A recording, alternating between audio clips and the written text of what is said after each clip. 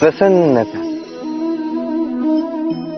एक ऐसा भाव जो हम सभी जीवन में चाहते हैं। अब ये सोच के देखिए कि हम अपनी प्रसन्नता के लिए किसी और को उत्तरदायी क्यों मानते हैं। आज इसने कुछ ऐसा किया और इसी कारण से मैं दुखी हूं। आज इसने एक ऐसा कर्म कर दिया कि मेरा मन प्रसन्न हो गया। नहीं, आपको स्पष्ट बात बता देता हूं, आपकी प्रसन्नता न केवल आपका चयन है, न केवल आपके हाथ में है, अपितु अपनी प्रसन्नता को आप अपनी ओर आकर्षित करते हो। पुष्प को देखिए, पुष्प इसका सुगंध फैलता है और ये पुष्प अपनी ओर कीट पतंगों को आकर्षित करता है। वही देखिए, कीट पतंगे कैसे आकर्षित करते हैं? गिरगिट या मेंढक, कुछ ऐसे जीवों को। अब पुष्प जो है, कीट पतंगों के होने से इस पुष्प का विकास होता है, ये और खिल उठता है, इसका वंश और बढ़ता है। तो इसका तात्पर्य सरल है, पुष्प ने उचित व्यक्ति को अपनी ओर आकर्षित किया। यही कीट पतंगों की बात की जाए तो ये किसे आकर्षित करते हैं? उन्हीं को जो उन्हीं का आखेट करेंगे, उन्हीं का शिकार करेंगे।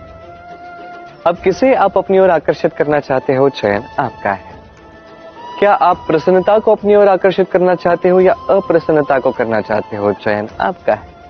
आप जीवन में जो कुछ भी पाओ, सुख दुख, आशा निराशा, प्रसन्नता अप्रसन्नता, आप ही के चयन का परिणाम है। तो उचित चयन कीजिए और मेरे साथ प्रेम से कहिए, राधे राधे।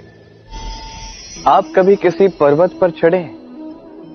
कहा जाता है कि पर्वत पर जब हम ऊपर चढ़ रहे होते हैं तो दुर्घटना का संकट थोड़ा कम होता है। वही पर्वत से नीचे उतरते हुए दुर्घटना का संकट और भी अधिक हो जाता है।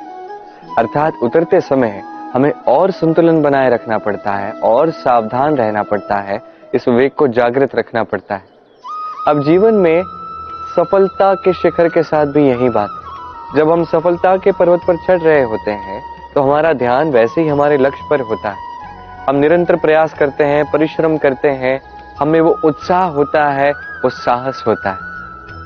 किंतु एक बात सत्य है, हर चढ़ाव के पश्चात उतार अवश्य आता है। और यही उतार है जहां अधिकतर लोग स्वयं को संतुलित नहीं रख पाते और वहीं गिर जाते हैं। तो जीवन में यदि सफलता के शिखर तक पहुंचना है तो आपको निरंतर प्रयास करने होंगे, संघर्ष करना होगा, परिश्रम करना होगा और अपने लक्ष्य पर सदैव ध्यान केंद्रित करना होगा। तो आपको अपना लक्ष्य अवश्य प्राप्त होगा। किंतु जब उतार का समय आएगा, जो निश्चित रूप से आएगा, तब आपको संघर्ष करना ही होगा, धैर्य रखना ही होगा, सावधान रहना ही होगा, संतुलन बनाए रखना ही होगा। यह अति आवश्यक है, क्योंकि अगला सफलता का शिखर भी तो आपको पार करना है और उसके लिए इस उतार से सुरक्षित रूप से आपको उतरना भी तो है कि नहीं? आइए और मेरे साथ प्रेम से कहिए, राधे राधे। चक्रवात, जब ये चक्रवात आता है तो तीव्र आंधियां चलती हैं। ऐसे में कुछ वृक्ष ऐसे होते हैं जो अत्यंत कठोर होते हैं, तन के खड़े रहते हैं। वो वृक्ष जो 10 वर्ष से या सहस्त्र वर्ष से खड़े होते हैं, उन्हें आप बड़ी सरलता से हिला नहीं सकते। किंतु चक्रवात, इसकी आंधी इतनी तीव्र होती है, इसके पवन में इतनी प्रबल शक्ति होती है कि इन वृक्षों को वो गिरा देती है। ये वृक्ष नष्ट हो जाते हैं।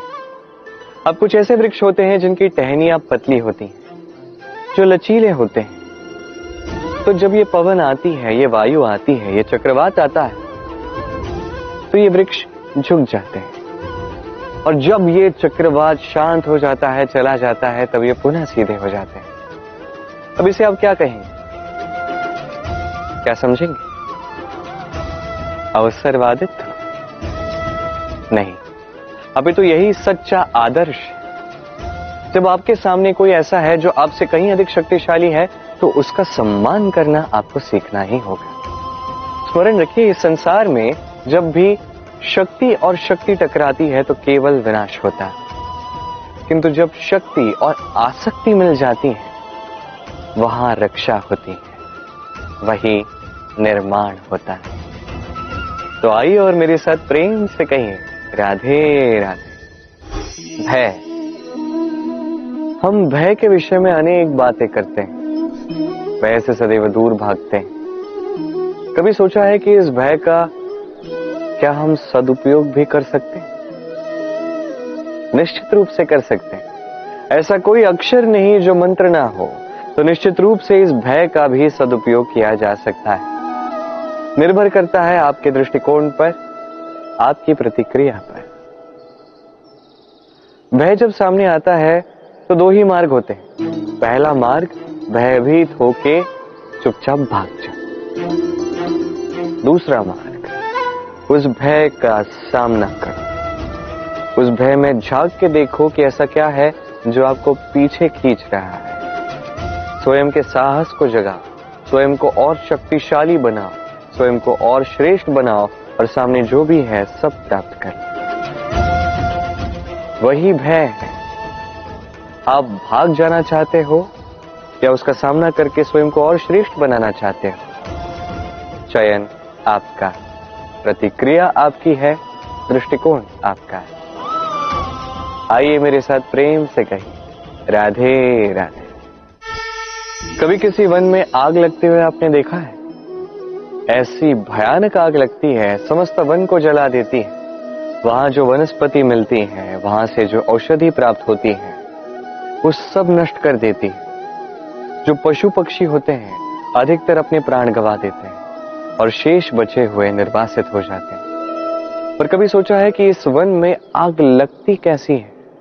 उन छोटे छोटे सूखे पत्तों के कारण, उन टहनियों के कारण, वो जो कभी वृक्ष का ही भाग हुआ करते थे।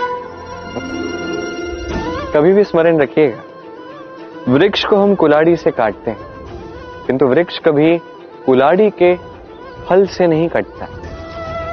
अभी तो ये जो हत्था होता है, इसमें जो बल छिपा होता है, इस बल से वृक्ष कटता है। अब बताइए, हत्था ये किससे बनता है? स्वयं वृक्ष से। इससे आपको क्या सीख मिलती है? यदि कोई अपना है जो किसी उपयोग का नहीं, इस कारण से उसे स्वयं से दूर मत कीजिए। यदि उसे सहायता की आवश्यकता है, उसकी सहायता कीजिए। यदि उसे साथ की आवश्यकता है तो साथ निभाइए। निस्वार्थ भाव से अपनों को विकास की ओर ले जाइए। अपने स्वार्थ के अनुसार अपनों को अपने जीवन में मत रखिएगा। आइए मेरे साथ प्रेम से कहिए राधे राधे।